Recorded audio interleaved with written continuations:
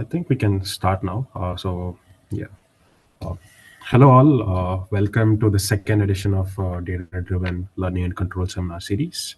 I'm Nishant, and I'm really honored to introduce today's speaker, Dr. Vikram Krishnamurthy. And Dr. Krishnamurthy is a professor of the EC department at Cornell University. And he's also affiliated with the Mechanical Engineering, Aerospace, and Applied Math departments. And he's the principal investigator of the Cornell Statistical Signal Processing Lab, where they work on fundamental research on mathematical underpinnings of topics like modern machine learning, uh, there is optimization, control theory, and signal processing. And two applications like blockchain, inverse reinforcement learning, human machine interfaces, and so on. And Dr.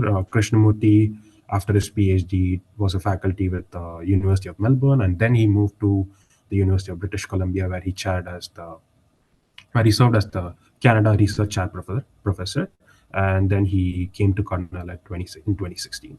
And he is an IEEE fellow and has made a number of contributions to the Signal Processing Committee, where he has served as technical chair, a distinguished lecturer, and also editor-in-chief of the IEEE journal on selected topics of Signal Processing Committee. And he received an honorary doctorate from the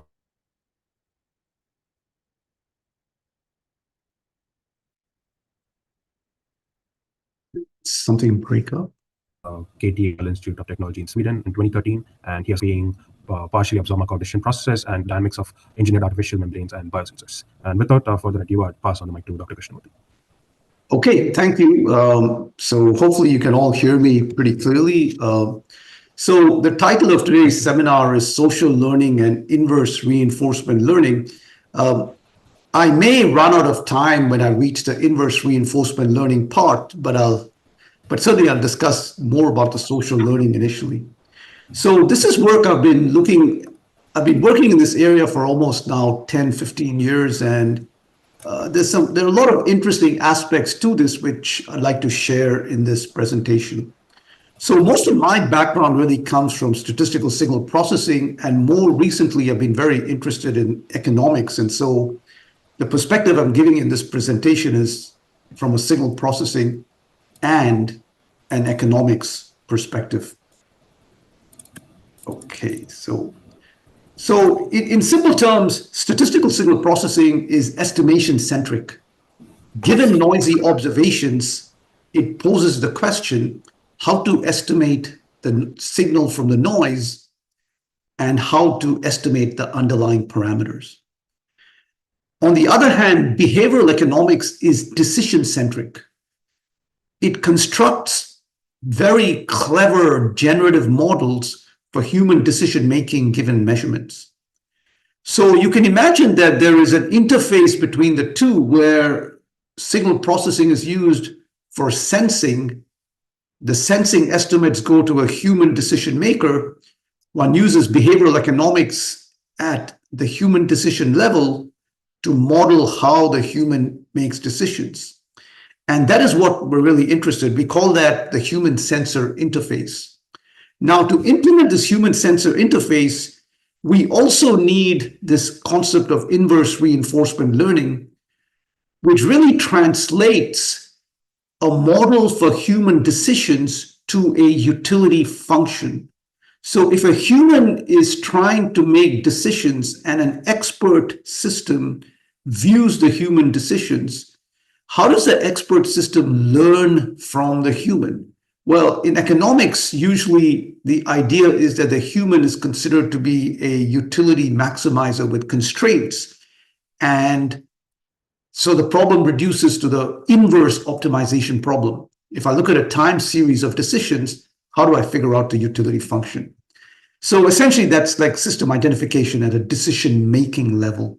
Again, this is unusual because traditionally, system identification is done at a much lower physics-based level, whereas now we're looking at a decision-making level. We're observing decisions and we're trying to do system identification to figure out what is the utility function. And that's what inverse reinforcement learning is. So those are really the key big picture ideas. And in today's talk, there are two parts. The first part will discuss social learning and sequential detection. I'll first start with a very simple framework of the Bayesian social learning framework. Then, as an example, I want to also discuss how Kalman filters interact in word of mouth propagation in a social network. Then I want to very briefly show how, if you have these social learning models, then even classical stochastic control problems such as quickest detection, which is sequential detection, has some really strange behavior. So the outcome of part one is basically that simple behavioral economics models with detection theory can result in very unusual behavior. Then in part two of the talk, which probably will be quite abbreviated due to time constraints, I want to very briefly discuss inverse reinforcement learning viewed through the lens of revealed preferences from microeconomics.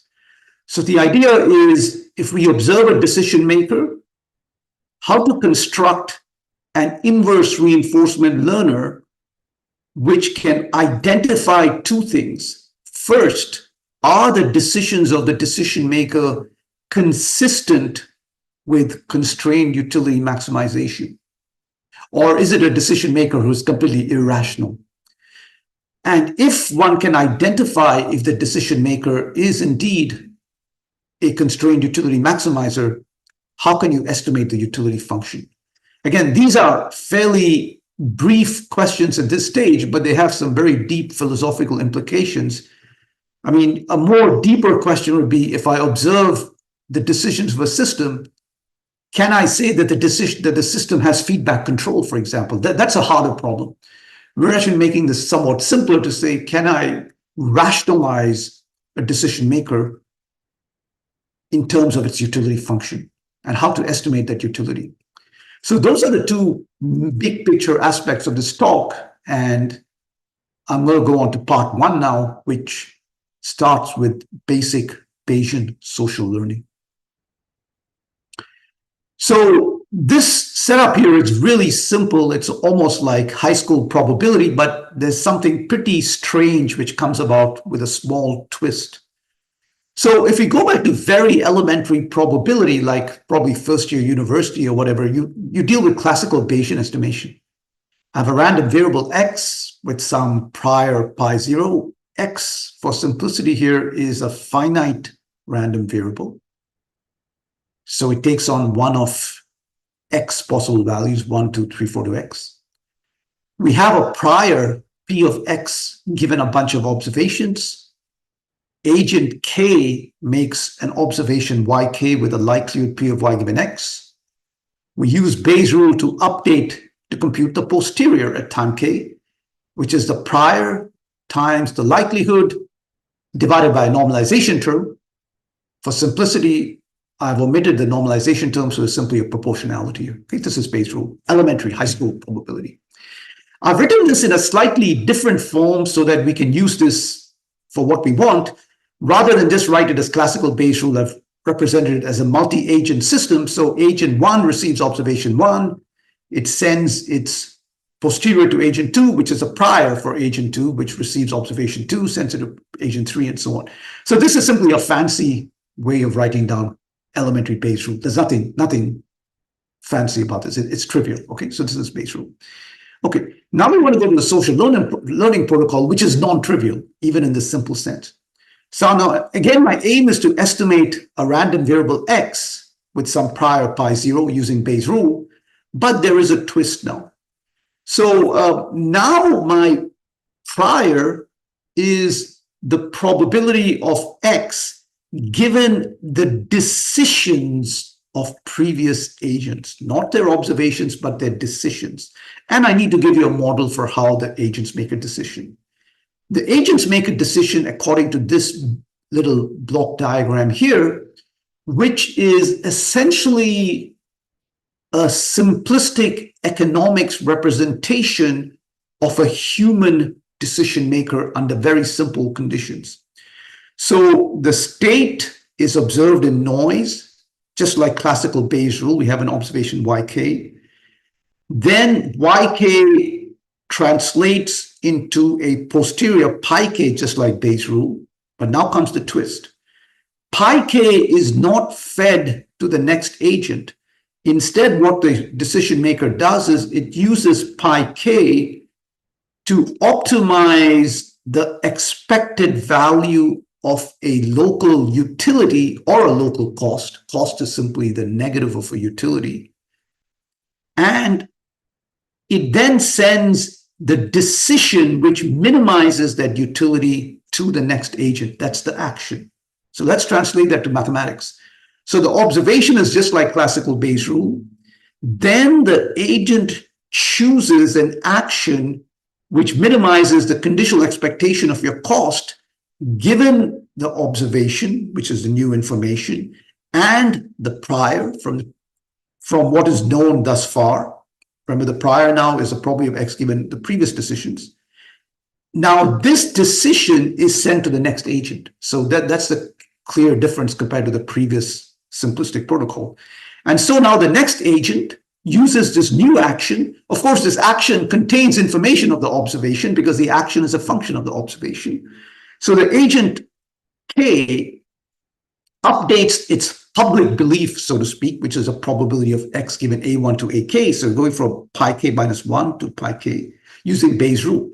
So it's prior times likelihood. But the spectacular difference here is that this likelihood, of course, now is P of AK given X, which can be factorized like so. And this likelihood now becomes an explicit nonlinear function of the prior. And that is very unusual. In classical Bayes rule, the likelihood and the prior are completely independent quantities.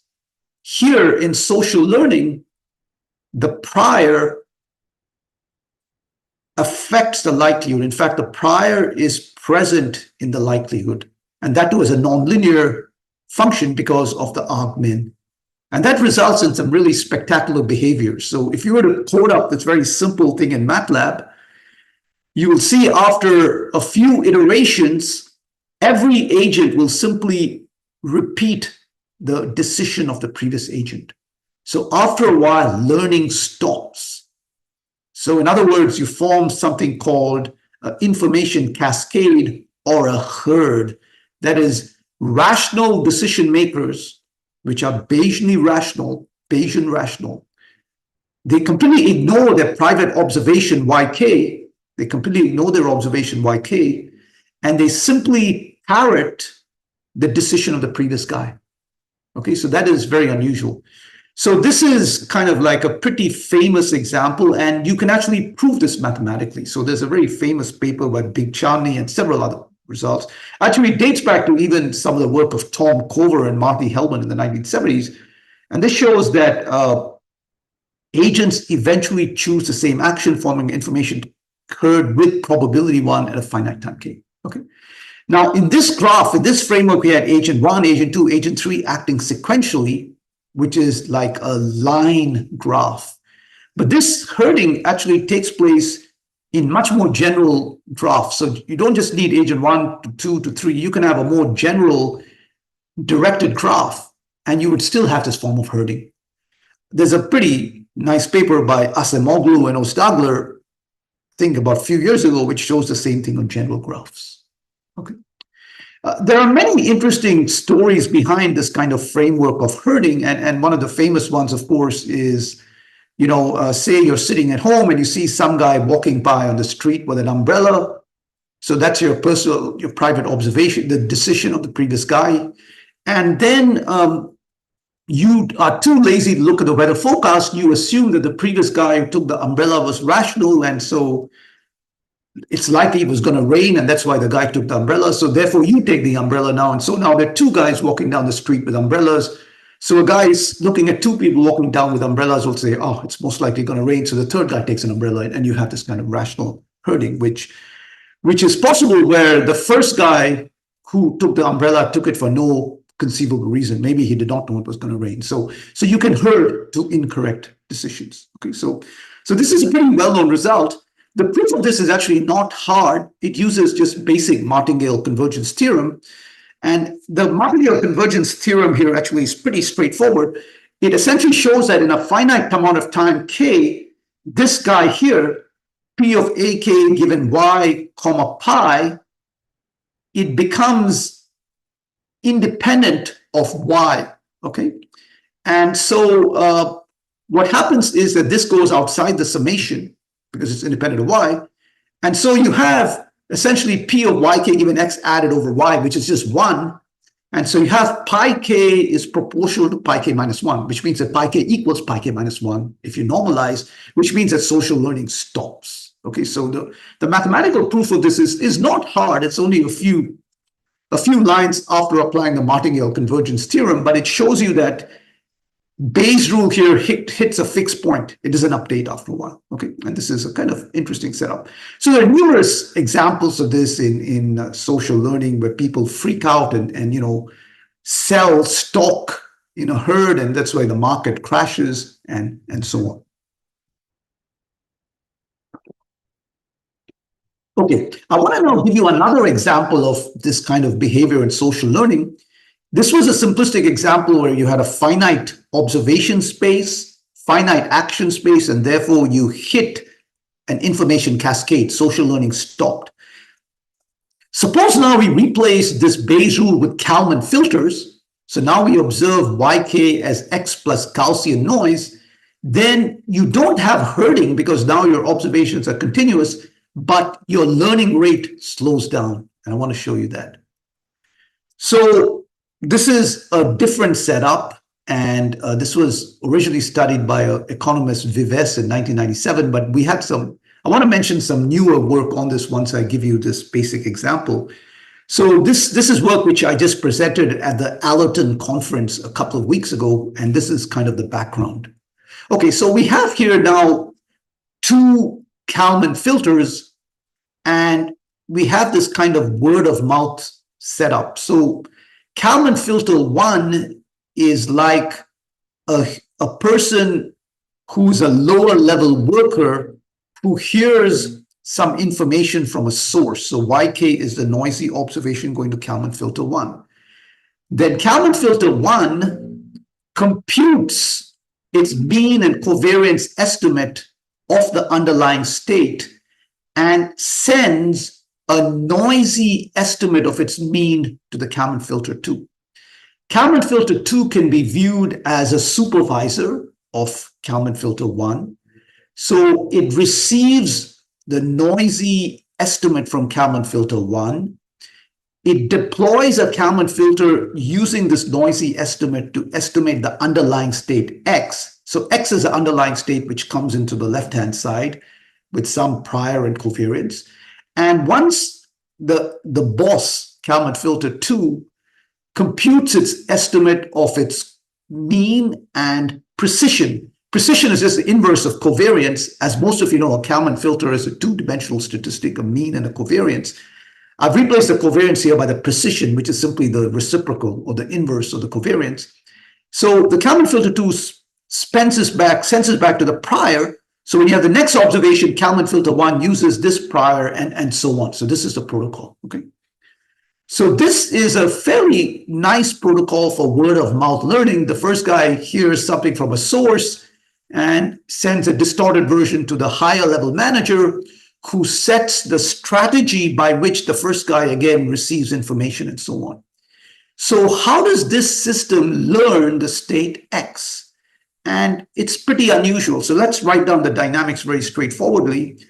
Because here X is just a Gaussian random variable, which is not evolving with time, the Kalman filter simplifies enormously. And we're assuming the observations are X plus Gaussian noise. So Kalman filter 1 just looks like this. Okay, it's just elementary. And everything's a scalar here for simplicity. Where alpha k is like the Kalman gain, which looks like this, and rho k is the precision, R is the covariance of the noise. Okay, and this is the update of the covariance, so if you like, the update of the precision.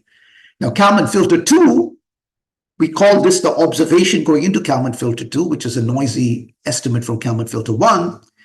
This is the word of mouth estimate.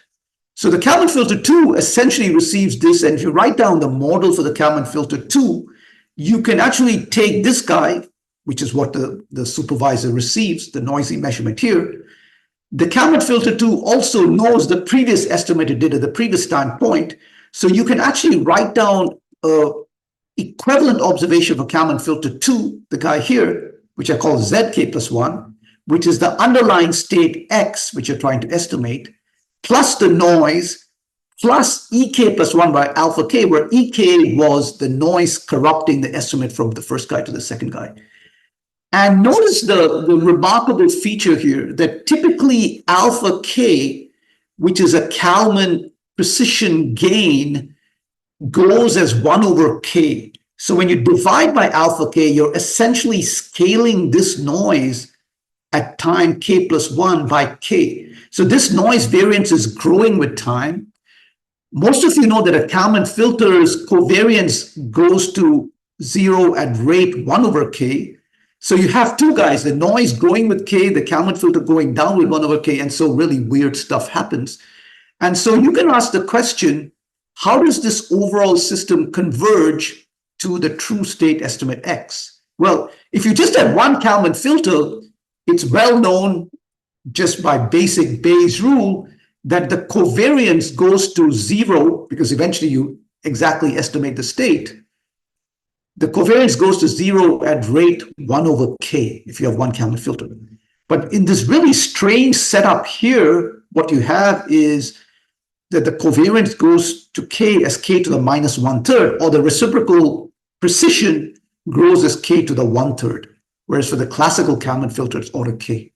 This is remarkable that your learning rate dramatically slows down when you have this kind of setup. Okay, rather than growing as order k, the inverse of your covariance grows as k to the 1/3. And notice why this is so important. What this is saying is that, okay, if there was no noise, if ek here was completely 0, then of course you have two classical Kalman filters and the rate becomes 1 over k, okay, or the precision is order k. The moment you have even a small amount of noise, regardless of how much noise you have, immediately the rate changes to k to the 1/3. So this is like a phase transition. It means that a model where you assume that these two estimators communicate with 0 noise is non-robust, because even the smallest of errors results in a phase transition. Convergence rate goes from order k to k to the 1/3, okay, which is kind of remarkable. How do you prove this? I don't want to go too much into the details, but let me just kind of give you a very intuitive proof as to why the rate goes from order k to the 1/3. Okay. So you can write down the precision of the second guy in terms of the first guy after some mathematics, and the precision at time k roughly is a precision at time 0 plus the sum of all these guys. Okay. Now we want to discuss how does this precision grow with time. Okay. So suppose we were to assume that rho k at time, the precision time k is some ck to the power of beta. Okay. So we're looking at the precision of this guy. Well, we need to learn what beta is. So we plug in rho k is ck to the beta. So rho at time I is k I to the 2 beta, because rho k I squared here. So if you plug this in and very heuristically, you say that rho k2 is roughly the initial condition plus the sum of all these guys of I to the 2 beta. This is just a classical series, and you can add this up and you get this gives you k to the 1 minus 2 beta. So what do we know? We know rho k is c to the k beta should be equal to the k to the 1 minus 2 beta. So for beta to be equal to 1 minus 2 beta, of course, you have beta as 1/3. This is why you have convergence rate 1/3. Of course, this is a heuristic proof. The actual proof appears in our Allerton paper and also in our paper, which is on arXiv, which I just posted a week ago. And so this is kind of very interesting. So it shows that there's an information asymmetry here where if you have a word of mouth learning in a social network, the rate of learning dramatically slows down if you have two guys. So the natural question, and this is the main contribution in an Allerton paper, was what if you have multiple guys? What if you have 3 guys, 4 guys, 5 guys? Here's a remarkable result which we have that, I'm not going to explain the mathematics, but the rate of learning grows slowly exponentially with the number of agents. So we just told you if I have 2 Kalman filters, the learning rate slows down to 1/3. If I have 3 Kalman filters, it goes as k to the 1/7. With 4 Kalman filters, k to the 1/15. In general, k to the 1/2 to the m-1. So this is really, really interesting. It shows that as you have these interacting guys in a social learning system, or you're doing hierarchical control where you have a hierarchical estimator, your rate of learning slows down dramatically.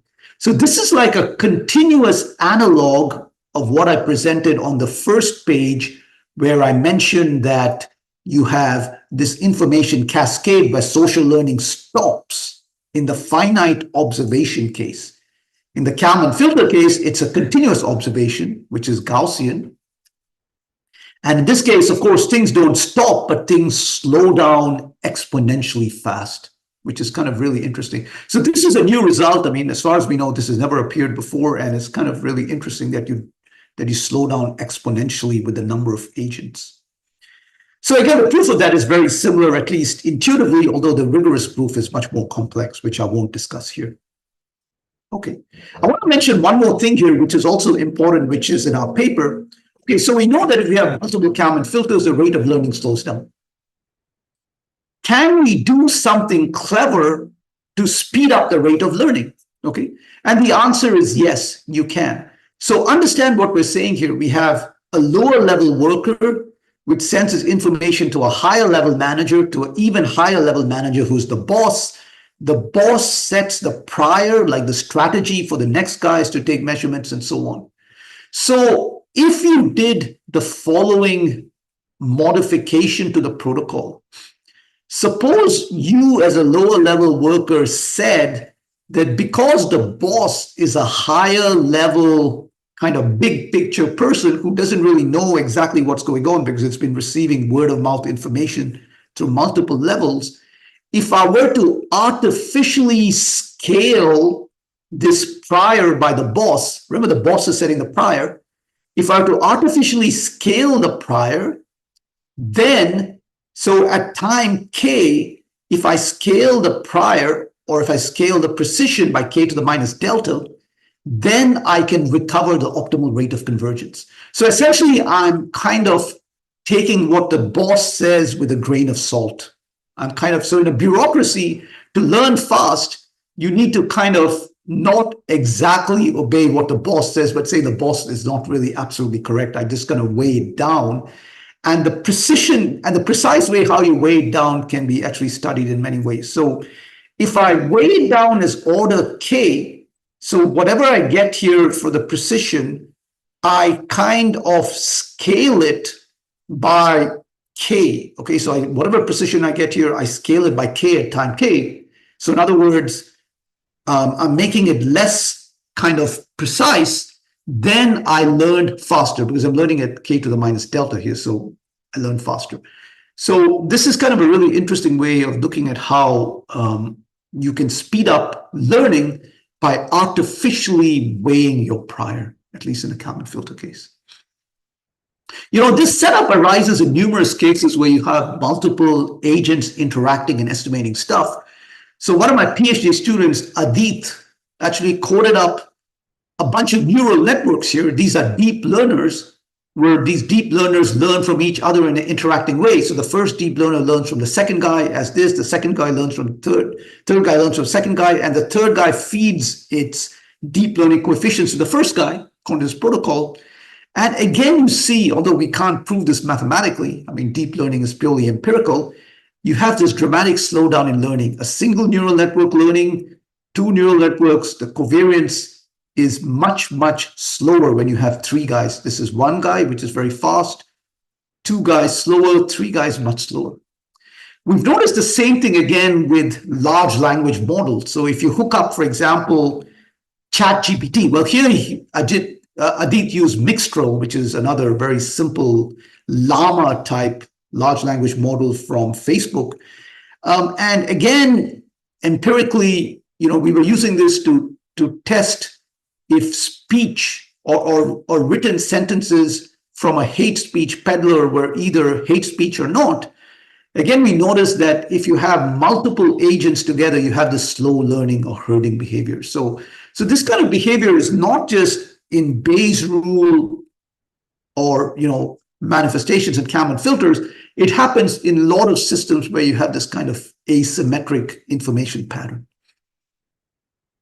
Okay, so that was roughly the first part of the talk. Now, there are many other extensions of this one can consider. So far in what we've considered in the social learning framework, we've mentioned that, what happens is learning either stops when you have discrete actions and observations, or learning slows down when you have continuous observations. And the model we've looked at was either each agent optimizes a cost function, which was in social learning, or Kalman filters, which in a Kalman filter, each agent is minimizing the mean square error. So it's still a utility maximizer. Okay. Now, in behavioral economics, oftentimes people view decision makers like humans not simply as minimizing an expected value for cost, but simultaneously minimizing the cost of information acquisition. So some of the really interesting work done by Christopher Sims, who was a Nobel laureate in economics, some of his really interesting work was showing that when humans look to obtain information to make a decision, they have restricted attention spans. And you can formulate that attention span as Shannon capacity. Okay, so this is the mutual information.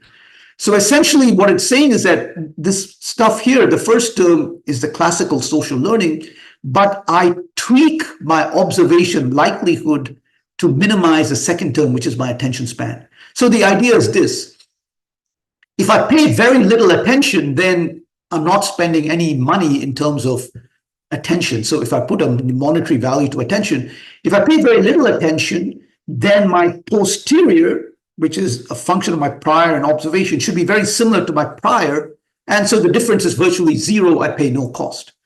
On the other hand, if I pay a lot of attention to detail, then my posterior is very different to my prior.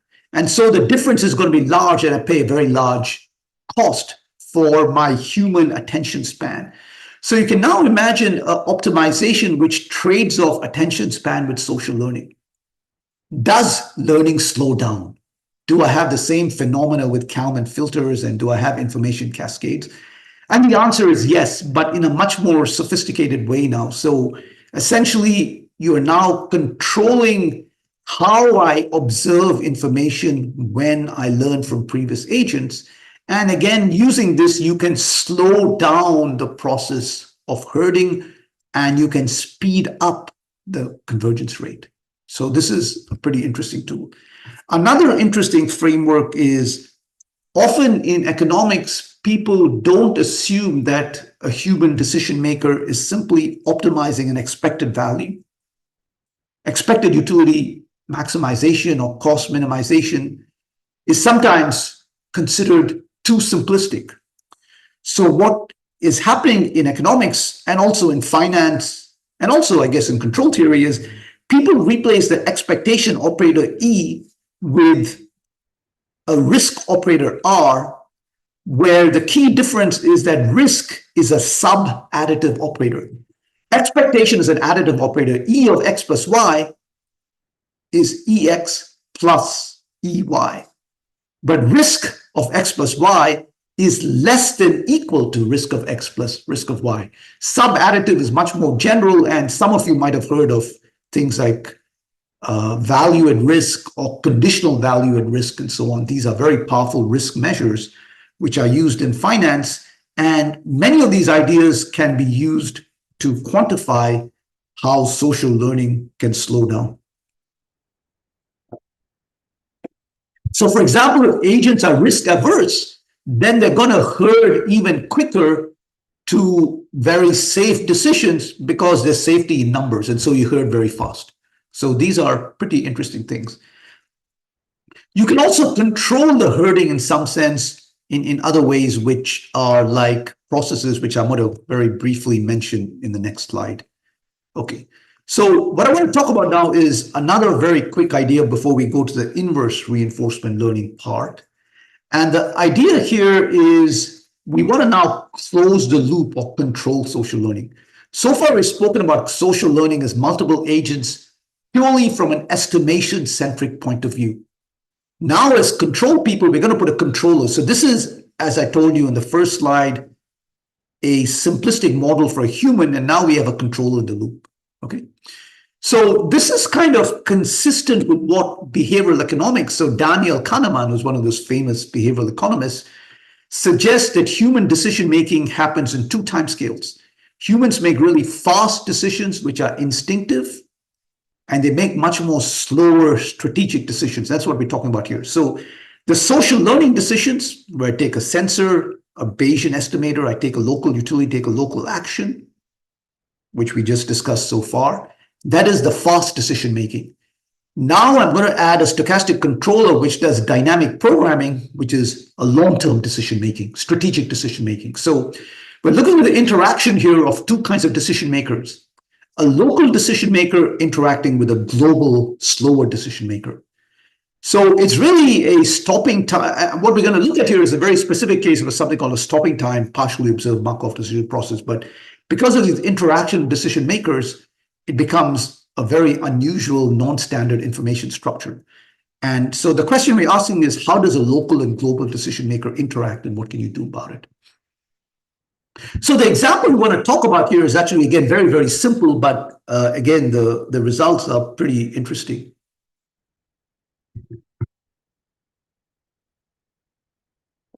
So we have a very simple example here of multi-agent quickest change detection. The idea is this: in classical quickest change detection, which probably many of you know about, you have a sequence of observations until some unknown time tau 0, the observations have a distribution B1. After the unknown time tau 0, which is called the change time, the observations have a distribution B2. You, as the analyst, want to figure out what is the change time, because then you know the system has changed. And we're doing this in a Bayesian framework. So the change time tau 0 is assumed to have a geometric prior. That is, tau 0 changes according to some geometric time. Okay, it's just a prior. It could be any prior, but geometric is what the classical change detection does. So this is a simple problem. It was solved in the 1950s by Shiryaev. The aim is to solve the following problem. We want to compute our estimate tau of the change time tau 0 to announce the change. That's what a detector does. So this is a detector. And a detector optimizes a trade-off between two costs: a delay penalty and a false alarm penalty. The delay penalty here tells you that if I make a decision that the system has changed at time tau, when the system actually changed at tau 0, then if tau is greater than tau 0, I pay a penalty tau minus tau 0. So if I wait too long, I pay a delay penalty d times the time I wait. If I make a decision that the system has changed before it actually has changed, then I pay a false alarm penalty. So I have a trade-off between the two.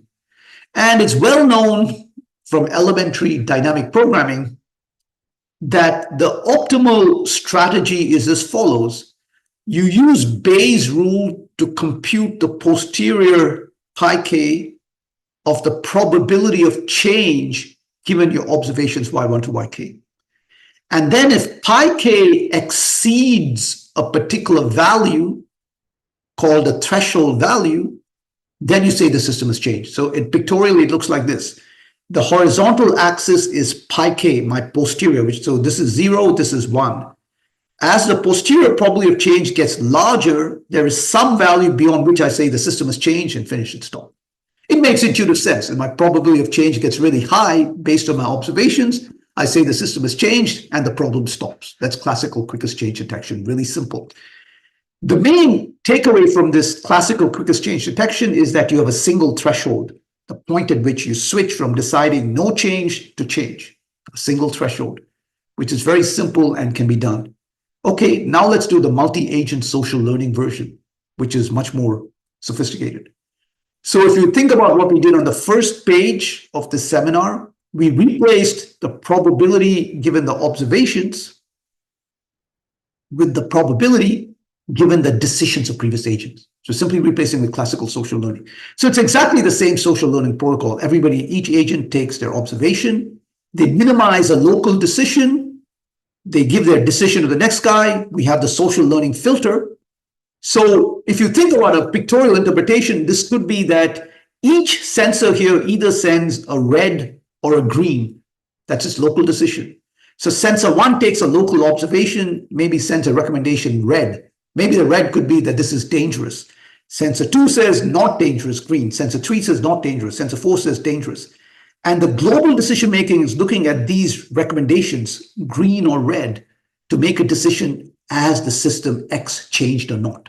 So you're not looking at the observations, you're looking at the decisions, the recommendations here, which can hurt based on social learning. How do you decide what the optimal change strategy is? Well, you can write down stochastic dynamic programming. I solved this problem approximately 10 years ago, and what happens is something spectacular. Your optimal policy looks like this, which is very counterintuitive. So understand what this means.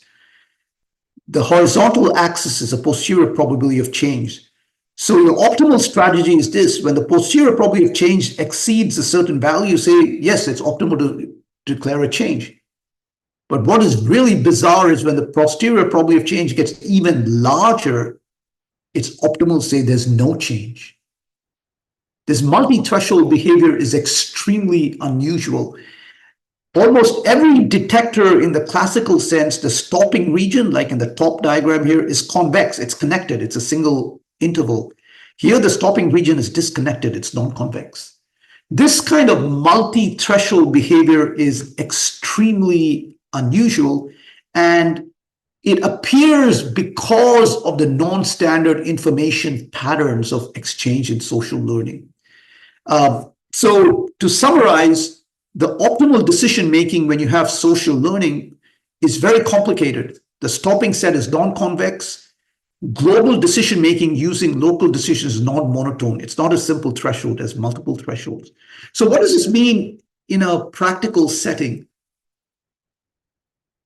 In a bureaucracy social network, if you have a bunch of workers who make local decisions, red, green, and you are the supervisor at a higher level, it is extremely difficult to decide if there was a change in the underlying system based on the red and greens. You have this multi-threshold policy. You don't have this classical single threshold policy. It shows that social learning systems have intrinsically very complex behavior, even in a simple setup like this. Okay. I don't want to go to the mathematical proof of this. I mean, it's kind of quite sophisticated, but I'll skip this. We can discuss this if people are interested later. Okay, so so far we've discussed two things. We've discussed Bayesian social learning in terms of simple finite state where you herd or interacting Kalman filters where the rate of learning slows down exponentially with the number of Kalman filters. And then very briefly, we've discussed if we close the loop and apply a controller, like in multi-agent quickest detection, then you have really weird behavior. You have a non-monotone strategy, which means that the decision-making is really complex. When you have a local decision maker interacting with a global decision maker. Okay, I just want to say a few other things in part one before I briefly jump into part two. So as I mentioned previously, oftentimes in economics, people replace expectation with risk, and you can think about solving the same problems I just mentioned with risk rather than expectations. I also want to state another thing. This is something I've worked on recently, and so far we've assumed that in our social learning framework, we're optimizing a conditional expectation to take a local decision, and then these local decisions, A of K, are used in dynamic programming for global decision making. Actually, in many recent works in psychology and behavioral economics, humans are modeled not as just a one-stage, this is a one-stage decision maker. I optimize a risk or an expected value given my state, my observation via some Bayesian system. Many recent models model human decision-making as anticipatory decision-making. That is, humans make a decision over multiple time steps, not just one time step. So your local decision maker now is not just a single static Bayesian optimizer, but itself is a long-range optimizer interacting with another long-range optimizer, which is a global decision maker. So anticipatory decision making is really interesting because it's very counterintuitive to what we know in stochastic control. So one of the main tenets here is that humans kind of freak out in their decision making. Their current decision depends on the probability of future decisions. This completely screws up dynamic programming. All of dynamic programming assumes time consistency. Your decision making now cannot depend on the probability of choosing future decisions. So these are called time inconsistent problems, and they cannot be solved by classical dynamic programming structures. They need some sort of Nash equilibrium interpretation in game theory. But these arise in numerous cases experimentally. It is well known that, and this has been done experimentally, if you give a human subject a choice between having a very painful electric shock today or wait till tomorrow and have a less painful electric shock, most people rather have the painful electric shock today. They don't want to wait till tomorrow with that sort of agony and freaking out of what's going to happen. So people want bad news immediately. They'd rather have bad news now than wait till tomorrow and have less bad news. So this does not fit the classical information structure of stochastic dynamic programming. So this is kind of really interesting because it plays into a lot of human decision modeling. So Kahneman had this famous result called the planning fallacy, that people underestimate the time to complete a task. That's exactly anticipatory decision making. So these are multi-stage time inconsistent problems, and you can imagine if you're doing quickest detection with these, how it changes stuff. And it's some recent work I've done, which kind of shows how, again, you have really weird behavior. Okay, so that was part one. We have very little time now, but I just want to very briefly talk about IRL. I'm just going to give a very quick summary, about 5 minutes or so, and then I'll stop.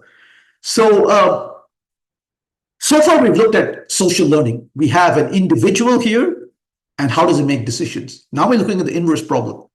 If I take the social learner like a human decision maker, and I probe it with questions and look at its decisions, can I figure out, one, is it consistent with utility maximization? And two, if it is, how do I estimate its utility? So this is inverse optimization. Okay. So in simple terms, it's saying, if I look at a box and I can send input probes to the box and measure the outputs, can I decide if the box is rational? Economics rationality means constrained utility maximization. Okay. So this is actually a deep philosophical problem. Amazingly, it turns out that this problem has a very clean solution. And let me just say a bit more about why I got into this area. So as was, when in the introduction, it was mentioned that prior to coming to Cornell, I was a professor at the University of British Columbia in Vancouver. And in Vancouver, about 10 years ago, a company, which is now a very big company called Broadband TV, I think they're worth several billions of dollars, they approached me with a question as to how can you construct a model like this, which decides why do certain YouTube videos become viral? Why do they become very popular? Is there a utility function for groups of individuals such that certain YouTube videos have a high utility? That means people love to watch them. And certain YouTube videos don't have a high utility. So by looking at decision making, can you figure that out? And it turns out you can, and a lot of work we've done recently, for example, we've looked at massive YouTube video sets, and we've shown by using IRL you can actually estimate utility functions for groups of users in specific YouTube channels, and you can then predict very accurately certain YouTube consumer preference behavior. So these are really interesting problems. And you should realize that YouTube itself is an economic system. It has almost like 3 billion users. And it's an economic system because every YouTube blogger is paid money. I think for every 1,000 views, you get $6. And so it's really an economic system. And so their model, Broadband TV's model, was if you give them a YouTube video, they would suggest keywords, title, and thumbnails to maximize how many people watch a YouTube video. And it's a stochastic control problem. They would look at how many videos were watched, then they would fine tune with feedback control the keywords so as to improve how many people watch your video. So these are really interesting stochastic control problems. Another problem in this, which I don't want to mention here, but it's something I've looked at quite a lot of detail, is when you're doing a YouTube video, you know that in between your YouTube video are these annoying ads, advertisements. What is the optimal time to place your advertisement? So imagine you're watching a football game and you can place 5 ads. Well, you place the first ad maybe initially. Maybe you don't know if the football game is going to get interesting or not later. If it gets really interesting, you want to place your remaining ads then because there are more people watching it. So if you assume, say, your population watching the video is a Markov process, and you're observing that in noise, so it's a partially observed Markov decision process, how do you optimally place your 5 ads? And we have some really interesting results on that, which I'm not going to discuss here. But so just to kind of mention that dealing with social network engagement of users is actually a really interesting area in stochastic control and optimization. We're rapidly running out of time. I just want to say a few words about IRL here, and then I'll stop. So inverse reinforcement learning is a terminology used in machine learning. It's an overloaded term. In machine learning, terms are used a lot, and many of them are overloaded. It's also equivalent to inverse optimization in mathematics, and in economics, it's called revealed preferences. They all deal with the following problem. I have a system with a budget constraint, so constrained utility maximizer. It has rewards, which is its utility function, and a budget, which is its constraints. The forward optimization, which we all know how to do, and there are infinitely many papers in engineering which deal with forward optimization. If you look at most engineering, it boils down to have a utility function, I optimize it, I have a solution. Hopefully it's convex and I have a nice solution. What we're interested in is the reverse. We view the solution, can we go backwards and determine what the reward was? So these are inverse optimization problems. In general, inverse optimization is an ill-posed problem. Ill-posed meaning that there could be multiple utilities which give you a single behavior. So these boil down to estimating equivalence classes, a set of utilities which explain a particular behavior.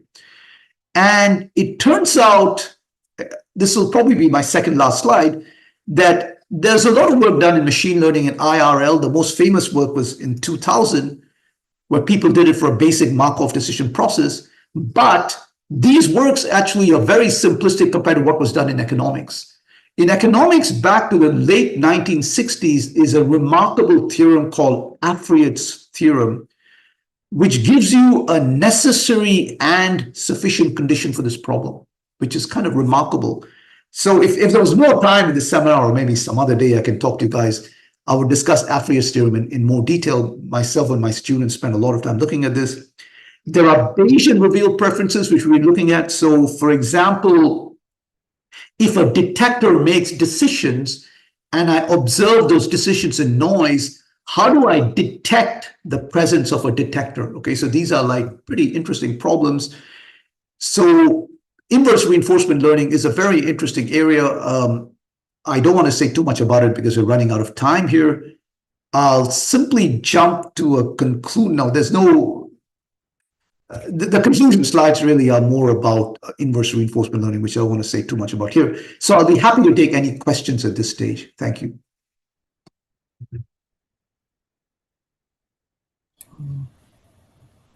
Thank you, Dr. Krishnamurthy. So there is one question where you mentioned this multi-threshold behavior. Be, Yes. yes, and like, could you add a bit more detail on what happens when herding is observed? Like, what happens if those agents, when their decisions are red, green sorts, when it sort of converges to a single sort of decision, what Right. happens In under fact, that? the herding is exactly what yields this kind of multi-threshold behavior. So if you go to the red, green, we know here, okay, so we know our underlying state jump changes at one time point, okay? That is equivalent to saying you have a Markov chain with an absorbing state. A Markov chain starts in one state, it jumps to the new state at a geometrically distributed time and remains there forever. Okay. So if you have a Markov chain in your Bayesian system, you cannot have an information cascade. It's impossible because you have a state transition. But you can have herding. Herding is slightly different to information cascades. I didn't explain the difference in this talk because it's more technical. An information cascade is after which social learning stops. And that's what I had in my the first slide. Herding is where for a while every agent picks a decision which is independent of its observations, but then it can restart learning after a while. So a herd can break. An information cascade is a herd which never breaks. So when you have a change detection problem, because you have a single change, which implies a Markovian dynamics, you have a herding where you stop learning for a while and then you restart. And roughly speaking, that is the reason why you have the multi-threshold policy. Here's a cleaner mathematical proof of it. So if you look at a classical Bayes rule, okay, and so my horizontal axis here is essentially my prior. In classical Bayes rule, regardless of where my prior is, I apply a likelihood where likelihood is denoted by B here. In social learning, and that's what's resulting in this multi-threshold behavior, there are regions where my Bayes rule changes its prior, or it changes its likelihood depending on where my prior is. So if my prior is between 0 and the first big line here, my likelihood is non-informative. It simply says, regardless, I just choose action 1. So I have no information on my state. On this side, regardless, I choose action 2. So it's only in between I choose between actions 1 and 2. So the moment I jump in here, my value function just sticks, my belief state sticks. So when I write down Bellman's dynamic programming equation for the optimal policy, I get something due to the discontinuous update of the Bayes rule here. T is Bayes rule because it's a discontinuity. The discontinuity here is because if I'm a little bit to the left of this line, classical Bayes rule. A little bit right of this line, I freeze. There's a discontinuity. Therefore, there's a discontinuity in Bayes rule here. This discontinuity affects Bellman's dynamic programming equation, which implies I have a discontinuous non-concave region for stopping. And you can actually quantify this exactly. But that's beyond this. I can discuss that offline at some other stage. But that's a reason why herding behavior results in this very unusual multi-threshold policy, which is given in this diagram here.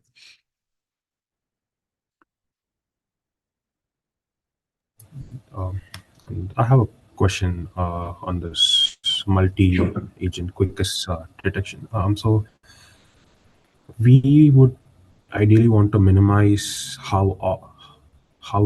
minimize the delay and the false detection of the change. But if we're aiming at a particular task, like, would it make sense to compare the costs based on our estimates of the observations and not the detection of the change itself? I didn't quite understand the second part. So you say compute the costs of the So, observation. let's say there is a cost function that we would want to minimize, Mhm. and you're taking the cost function is dependent on decisions that you are taking based on the Yes, observations. correct.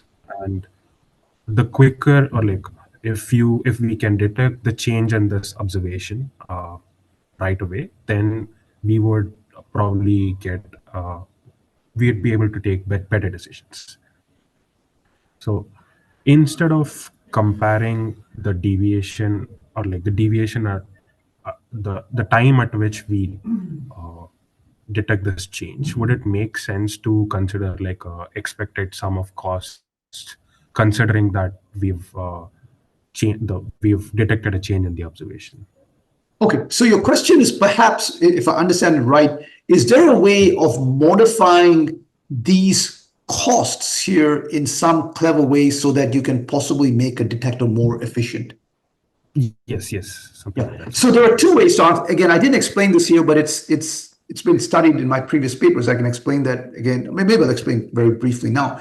So social learning is capitalistic learning. Each guy simply makes a decision to estimate, to minimize its instantaneous cost. Okay. And its decision can be useless for the next guy if it hurts, because it says, I'm not going to say anything about my private observation. I'm just going to give you decisions the same as the previous guy. So in a capitalistic system, when you herd, you basically screw the guy after you because your decision tells that next guy nothing about the state he's trying to estimate. So you can now think of a more sophisticated setup, which is a socialistic setup, where I make my decision not to optimize my instantaneous cost, but to optimize a social welfare cost, which takes into account the cost of all the agents over time. Okay. Then you can slow down the herding process and converge much faster. That's called socialistic learning. But then remember that so each individual agent is not capitalistic. The agent is saying, I'm sacrificing my action here for my cost for the common good of everybody else. Right? In that case, you can do it. So if you're socialistic, yes, but then individuals don't do that well. So that is kind of a deeper philosophical interpretation between socialism and capitalism, I guess. But yes, in this case, you can certainly detect a change faster, but then the individual agents are not so happy because they haven't made that much money in that process. So in a sense, although I didn't mention it here, you can view that as reputation versus privacy. So privacy is here in social learning. I reveal nothing about my private observation. I just reveal an action which screws everybody else. But if I'm worried about the reputation of my entire group of individuals making this team decision, if the system has changed or not, then to improve the reputation, I must reduce my privacy because I should send more information to the next guy. So you can actually trade off reputation versus privacy to do quickest change detection in a more sophisticated way. Yes. Thank you. That was helpful. And there is a follow-up question with respect to herding. So in these social networks like YouTube, there is no direct hierarchy as in the next guy is receiving the information from you. It's more like either you observe the comments of how the people who already watched the video, or let's say like if based on like the popularity of a product, if it comes to recommendation, all of these things. How is that like mathematically modeled over here? And is it just a general graph, or is it Yes. something? Yeah. So that's a good point. So again, it's not mentioned in this talk due to lack of time, but there are really two distinctions to look at a social network. In part one of the talk, we've looked at a Bayesian hierarchical social network with few users in a decision-making framework. In a massive social network, like a social media network like Facebook or YouTube, you're looking at a large directed graph where the individuals don't matter so much. You look at the mean field dynamics of all the users. In this talk, I've not looked at that. I mean, in previous versions of this presentation I have, but we ran out of time here. So everything which we would look at in part two would be actually mean field dynamics, which I didn't mention in part two. So part one was a small scale bureaucracy or a network of humans, which is also a social network, but a social media network, such as Facebook or Twitter, where you have hundreds of millions of billions of users. In those cases, you have a large directed graph. In some cases, Twitter is a directed graph, Facebook is an undirected graph because Twitter followers and followees are different. There, what you do is you replace the individual nodes, say red and green, by the mean field dynamics. So you look at the evolution of decisions as a mean field differential equation, because otherwise, if you have each node being blue or red and you have a million nodes, there are a million types, million possibilities, which is too large. So you look at the continuum approximation, which is called the mean field dynamics, which is a differential equation, and that you model and look at. So a lot of the stuff in large-scale social networks, which I've not specified in this talk, but I mean, it's of great interest to me, is where you look at controlling the dynamics of a mean field system replicating a social network. So there are things like preference attachment models, where you have a differential equation where if a new node joins a social network, they have a particular preference for nodes which are famous as opposed to nodes which are not famous. And how do you model that? So preferential attachment models, there are Erdos-Renyi models. All of these are simple differential equations which represent the dynamics of a very large-scale graphical process. And that is how you study those. So that's different to this talk. In this talk, we've looked at only small-scale human networks, which is a different setup. Thank you, Dr. Krishnamurthy. Okay. So, yes, and I think that's all the questions that we Okay. have for today. Yep. Thank you so much for joining us, Thank you. and thank you everyone for joining the talk. And yes, see you sometime later. Thank you.